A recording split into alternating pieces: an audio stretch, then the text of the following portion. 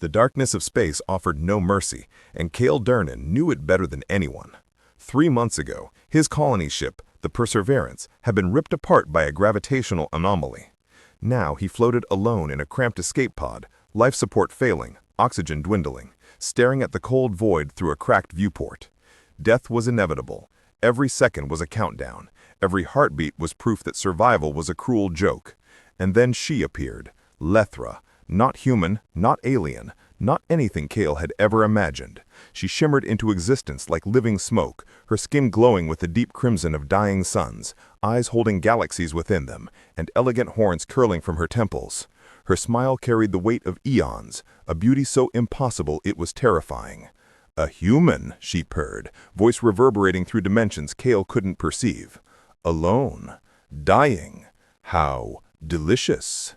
Kale's mind screamed fear, but exhaustion had numbed him. If you're here to kill me, you're late. I've got maybe an hour left, he rasped.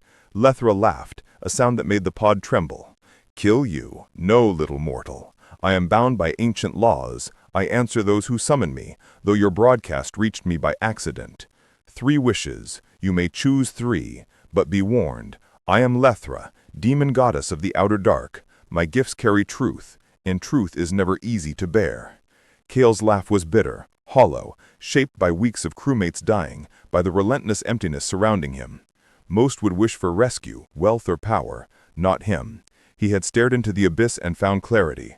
My first wish, he said steadily, is that you feel everything I've felt since the accident, every fear, every grief, every lonely hour. I want you to know what it means to be human, alone, facing a universe that doesn't care if we live or die. For the first time, Lethera's smile faltered. You dare? I do. You toy with mortals like we are insects. Now you will know what it is truly to live, to truly suffer. And then it began. Kale's memories became her reality. She felt the Perseverance shudder under the anomaly's crushing gravity. She experienced the panic as hull breaches blossomed like deadly flowers, the desperate sprint to the escape pods, leaving her crew behind. She endured the survivor's guilt, the crushing isolation of 73 days alone, rationing every ounce of food and water, hearing voices of the dead just to remember life. Every moment of his fear, despair, and fragile hope struck her like a hammer. Her immortal form stumbled, knees buckling. Alien tears, strange and burning, streaked down her cheeks. Stop, she gasped. Please, stop. I've lived it, Kale said quietly. Now you have too. For the first time in her endless existence, Lethera understood fragility. She felt what it meant to be small, temporary, terrified, and alone. When the emotional avalanche subsided, she looked up at him with changed eyes, devoid of her former cruelty. You are cruel, she whispered hoarsely. No, I'm human. Now you know what that means. Lethera rose slowly, trembling. You have 2 wishes left. Will you torture me further? Kale shook his head. My second wish is simple. I want you to remember this feeling forever, not as a memory, but as a permanent part of who you are. Let it change you. A shudder ran through her, but she nodded. Granted. And your third wish? Kale exhaled, a faint, tired smile forming. Take me home. Not Earth. That's gone. The nearest human settlement. And when you deal with mortals again, remember, we're not toys, we're not amusements. We survive in a universe that doesn't care if we live or die. We deserve respect. Lethera paused, hand extended. You have done something no mortal has ever done. You have wounded a goddess, not with weapons, not with magic, but with truth. I will remember you and this lesson. She snapped her fingers, the pod dissolved, and Kale found himself standing on the familiar deck of a human station. Shocked colonists rushing toward him. Medical personnel led him away, but he glanced back once. In the shadows, Lethera watched, eyes filled with understanding. Then she was gone, back to the void between stars, carrying the weight of human suffering. Across the galaxy, tales spread of a goddess transformed, one who showed mercy, who understood mortality, all because a single human had dared to teach her compassion. The station was eerily quiet after Kale's return, yet the whispers of astonished colonists filled every corridor. He moved slowly, each step measured, as though he feared the reality he'd escaped might vanish if he hurried. The relief team surrounded him, checking his vitals, tending to bruises and scratches, yet their eyes kept darting toward the shadows. They had heard the legends of Lethera, the demon goddess of the outer dark, and now, somehow, the impossible had touched them. Kale barely noticed their stares. His mind still lingered on the void, The endless black, the cold grip of death, and the strange, burning weight of Lethera's understanding. He felt hollow and full at the same time, a survivor of more than physical trials. Every breath reminded him of what it meant to endure, to persist when everything seemed determined to erase you. He realized he had changed, not just in body but in spirit. In a quiet corner of the docking bay, an engineer approached him, handing over a data pad. The station had intercepted his distress signals, analyzed the anomaly, and prepared a full reconstruction report. We thought you were lost forever, she said, voice trembling. How did you survive? Kale looked out at the stars beyond the station's viewport. The void was no longer just emptiness, it was a mirror of his endurance, a place that had tested him and found him stronger than he'd known. He said, I didn't survive, I endured. The colonists began murmuring among themselves, eyes wide as the story of his encounter with the goddess spread like wildfire. Some didn't believe it, others didn't dare, but Kale knew the truth. He had faced the impossible and it had been changed by his humanity. He had become a living testament to the resilience of the human spirit. Later in the station's observation deck, Kale sat alone staring at a tiny ship departing for the nearest human colony. Somewhere out there, Lethera drifted in the void, carrying with her the weight of everything he had made her feel. And for the first time since the Perseverance was destroyed, he felt a flicker of hope, quiet but persistent, as if the universe itself had paused to acknowledge him. The whispers of the colonists would grow louder, the story of a mortal who taught a goddess compassion spreading across systems, and Kale, exhausted but alive, finally allowed himself a small smile, knowing the galaxy had shifted just a little because of one human's courage. The station lights hummed softly as Kale stepped onto the observation deck, the faint vibrations echoing through the metal floor. Outside, the cosmos stretched infinitely, a tapestry of stars and distant suns, each one indifferent to the struggles of a single human life. Yet in that vastness, Kale felt a strange kinship. He had been alone in the dark for months, yet now he wasn't merely surviving, he was witnessing the weight of the universe through new eyes, ones that had seen both cruelty and unexpected mercy. Lethera's presence lingered in his thoughts like a shadow he could not shake. He remembered the tremor of her form, the alien tears, the way she had shuddered under the crushing reality of human suffering. No mortal before him had forced a goddess to feel, and now that memory resonated with every fiber of his being. He understood that power was meaningless without empathy, and strength was hollow, if untested by consequence. A group of colonists gathered near the viewport, whispering in awe. They had heard fragmented accounts of his ordeal, but none could truly imagine what he had endured.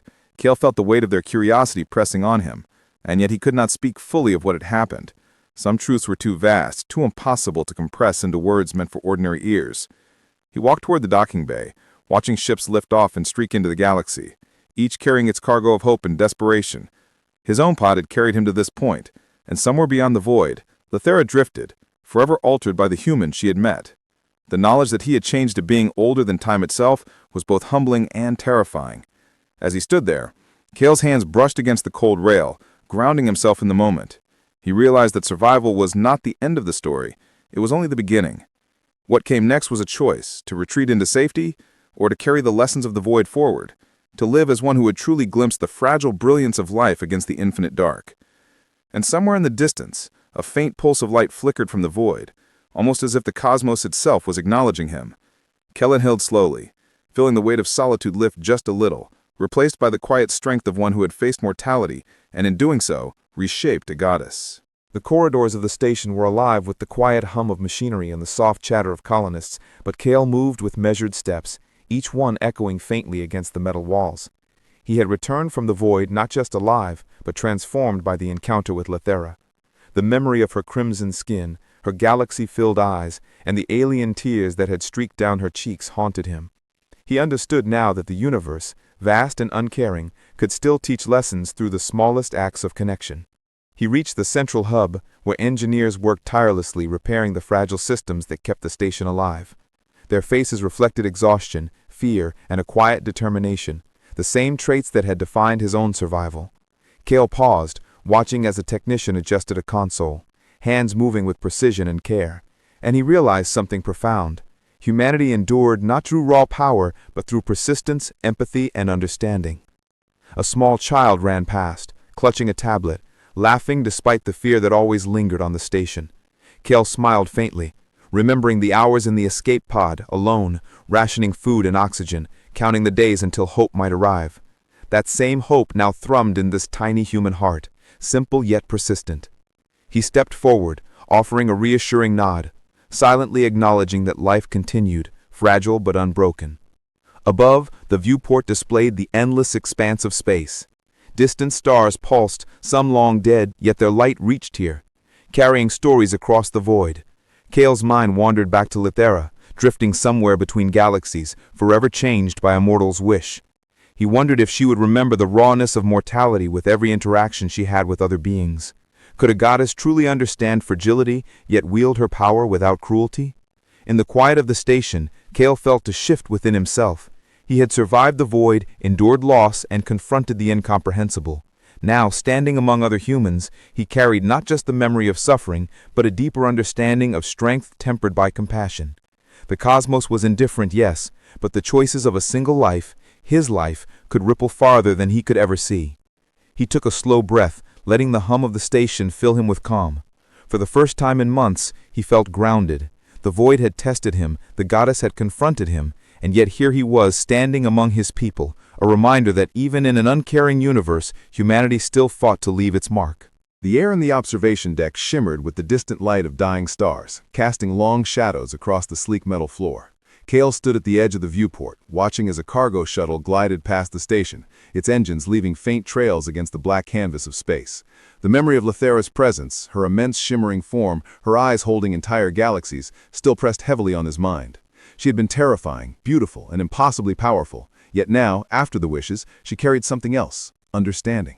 He remembered the exact moment he had made his first wish, how every ounce of fear, grief, and loneliness he had endured in the escape pod had coursed into her being, forcing a goddess to feel what it meant to be mortal.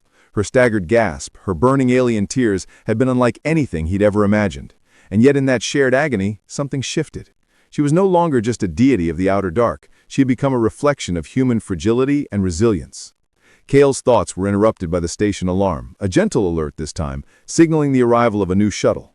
He moved toward the docking bay, watching as colonists and engineers coordinated with practiced efficiency, their teamwork a small glowing defiance against the cold emptiness of space. Each life here mattered, each voice mattered, and Kale realized that he was part of something larger than himself.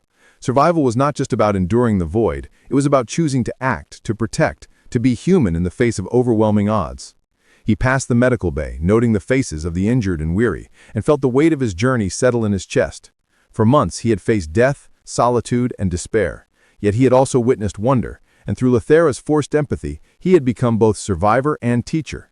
The goddess who had once toyed with mortals now carried the truth of his suffering within her, a permanent reminder that life, no matter how brief or fragile, was never meaningless. As he returned to the observation deck, Kale stared once more into the void, feeling the pull of both past and future.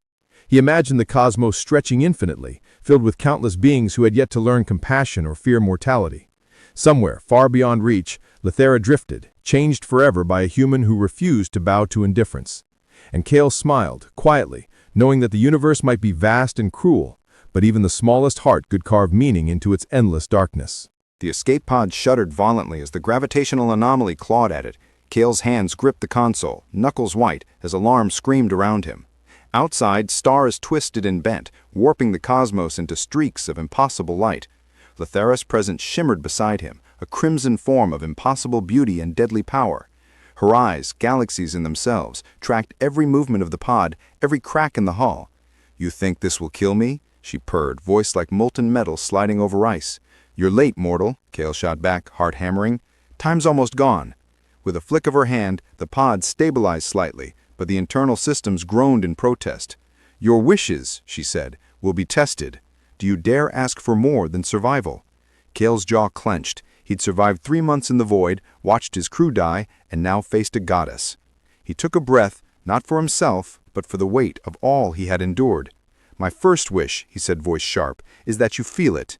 Everything I've felt since the accident: fear, grief, isolation, loneliness, survivor's guilt. Understand what it is to be human in the dark." Her smile faltered. Then came the first wave, an unrelenting flood of sensations, hold breaches, screams, desperation, every gasp, every heartbeat, every failing system. She staggered, clutching her chest as alien tears carved crimson trails down her cheeks. "Stop! She gasped. Kale's tone was quiet, steady. "I've lived it. Now you have too." The pod rocked violently, alarms blaring. Lethera's form shivered as she stumbled, feeling the crushing fragility of mortality. For the first time, she understood fear, pain, helplessness. And yet through it all, Kale's calm resolve anchored her. The goddess of the outer dark, immortal for eons, bent under the weight of human suffering. When the storm of emotion finally ebbed, Lethera's eyes met his. The smirk, the arrogance, the centuries of detached cruelty, all gone. Only understanding remained.